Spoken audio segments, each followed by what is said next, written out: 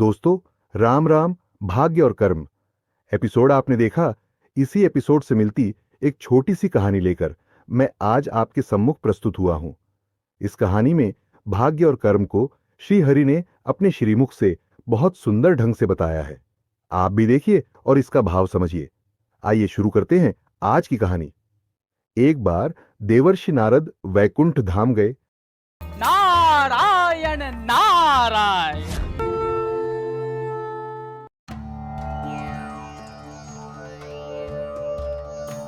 वहां उन्होंने भगवान विष्णु को नमन किया। नारद जी ने श्रीहरि से कहा, प्रभु, पृथ्वी पर अब आपका प्रभाव कम हो रहा है। धर्म की राह पर चलने वालों को कोई अच्छा फल नहीं मिल रहा है। जो पाप कर रहे हैं उनका भला हो रहा है। तब श्रीहरि ने कहा, ऐसा नहीं है देवर्षि, जो भी हो रहा है सब नियति के माध्यम से हो रहा है। नारद बोले, प्रभु, मैं तो देखकर आ रहा हूं पापियों को अच्छा फल मिल रहा है। भला करने वाले, धर्म के रास्ते पर चलने वाले लोगों को बुरा फल मिल रहा है। भगवान ने कहा, देवर्षि, कोई ऐसी घटना बताओ।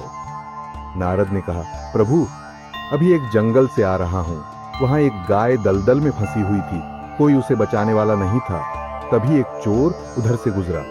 गाय को फंसा देखकर भी नहीं रुका। वह उस पर पैर रखकर दलदल लांघकर निकल गया। आगे जाकर चोर को सोने की मोहरों से भरी एक थैली मिली। थोड़ी देर बाद वहां से एक वृद्ध साधु गुजरा। उसने उसको बचाने की पूरी कोशिश की।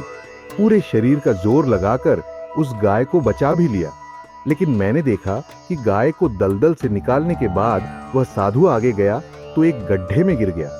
प्रभु, बताइए यह कौन सा न्याय है? नारद की बात सुनने के बाद प्रभु बोले, देवर्षि, यह सही ही हुआ। जो चोर गाय पर पैर रखकर भाग गया था, उसकी किस्मत में तो एक खजाना था, लेकिन उसके इस पाप के कारण उसे केवल कुछ मोहरें ही मिली। वहीं उस साधु को गड्ढे में इसलिए गिरना पड़ा क्योंकि उसके भाग्य में मृत्यु लिखी थी। लेकिन गाय को बचाने के कारण उसके पुण्य बढ़ गए और उसकी मृत्यु एक छोटी सी चोट में बदल गई। इंसान के कर्म से उसका भाग्य तय होता है। सीख, जीवन में सत्कर्म करते रहे, किसी का अहित न करे। दोस्तों, आज का ये एपिसोड कैसा लगा कमेंट करके हमें जरूर बताइएगा। हो सकता है हमारे इस प्रयास में कोई कमी, कोई गलती रह गई हो। उस कमी या गलती को सुधारने के लिए आपका सहयोग जरूरी है। कमेंट करके जरूर बताएं। चैनल को सब्सक्राइब करना न भूलें और यदि यह जानकारी उपयोगी लगी हो तो इसे अपने प्रियजनों के साथ साझा करें। धन्यवाद।